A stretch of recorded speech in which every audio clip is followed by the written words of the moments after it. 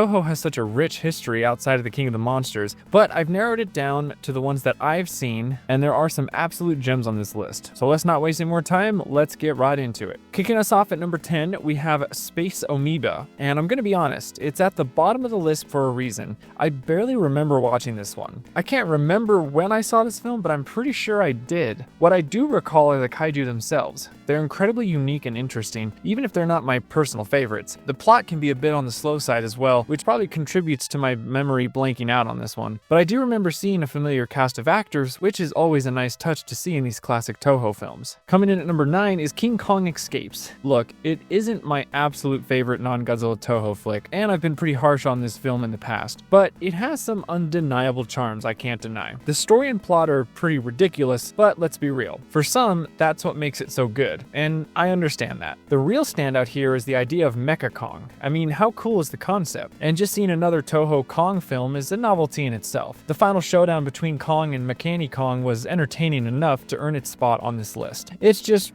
pure campy fun. At number 8, we have the Mysterians. This is one I've only seen once, but it left enough of an impression to make the cut. It was really cool to see where Moguera originated from. That design is pretty iconic and classic. The plot was interesting enough to keep me engaged throughout. While it might lean more into the sci-fi action genre than a traditional kaiju film, that's definitely not a bad thing. It's a fun ride with some great sci-fi classic vibes. Taking the number 7 spot is Varan the Unbelievable. This is officially the last film on the list that I'd say I least like, but don't get me wrong, it still has its merits. Varan himself is a really cool monster. I would absolutely love to see a remake or another appearance from him in a modern Toho film. He deserves more. The plot can be a bit boring at times though, but it's certainly not the worst. And if my memory serves me correctly, the Japanese version is significantly better than the English dub, so seek that one out if you can. Plus, the music is actually pretty good, which always helps. Number 6, we've got H-Man. This film is super unique for a Toho production. I honestly was not expecting it to be as good as it was when I first watched it. It's got a thrilling plot and a story that kept me on the edge of my seat. The characters are genuinely charismatic, and I actually found myself caring about what happens to them. For an older Toho film, it can be surprisingly violent, which adds to its distinct feel. I highly recommend this one if you haven't seen it. Getting into number 5 is the classic Mothra. Now, regardless of Mothra not being my absolute favorite kaiju, I simply had to put this film on the list. It's a quintessential Toho classic for a reason. The story is easy to follow, even if it's not the most engaging for me personally, but for the first film introducing Mothra, the special effects hold up surprisingly well. What truly makes this film memorable and why it ranks so high for me is hands down the soundtrack. It's iconic and sticks with you long after the credits roll. Coming in hot at number 4, we have another absolute Toho classic, Rodan. This film really feels like a horror movie at first, especially with the introduction of the Meganula. It sets a great tone right from the start. While the overall plot isn't the most memorable in kaiju history, it's by no means bad. But let's talk about Rodan himself. He looks fantastic in this film. I honestly feel like in some of the future Showa films, Rodan's design took a bit of a downgrade. His attack scene in the movie is just absolutely fantastic, and the final scene is just as emotional and impactful as the ending of the original 1954 Godzilla.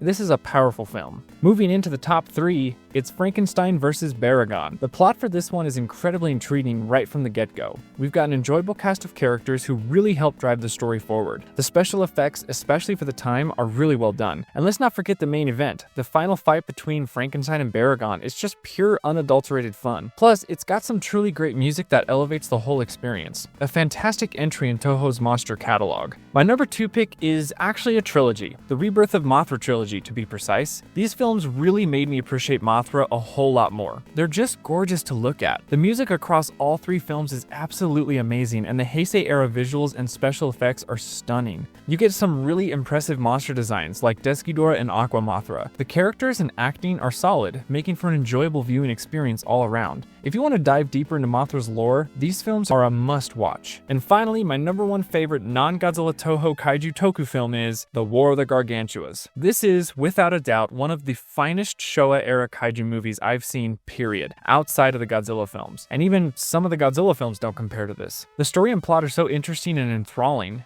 keeping you hooked from the beginning to end. And the gargantuans themselves, Sanda and Gyra, are truly amazing creatures. They can even be genuinely terrifying at times, which is a rare feat for kaiju. The fighting scenes are, in my opinion, some of the absolute best Showa kaiju action out there. They are thrilling and incredibly exciting to watch. And to top it all off, the soundtrack by the legendary Akira Ifukube is simply superb. It's a masterpiece. And that wraps up my top 10 favorite non-Godzilla Toho Kaiju and Tokusatsu films. I want to thank Mr. Gigantron for the request. And what do you guys think of my list? Did any of your favorites make it, or did I miss a classic that you love? Let me know in the comments below. I would love to read them. And that's all I got for you guys. Thanks for watching, and as always, stay big G fans.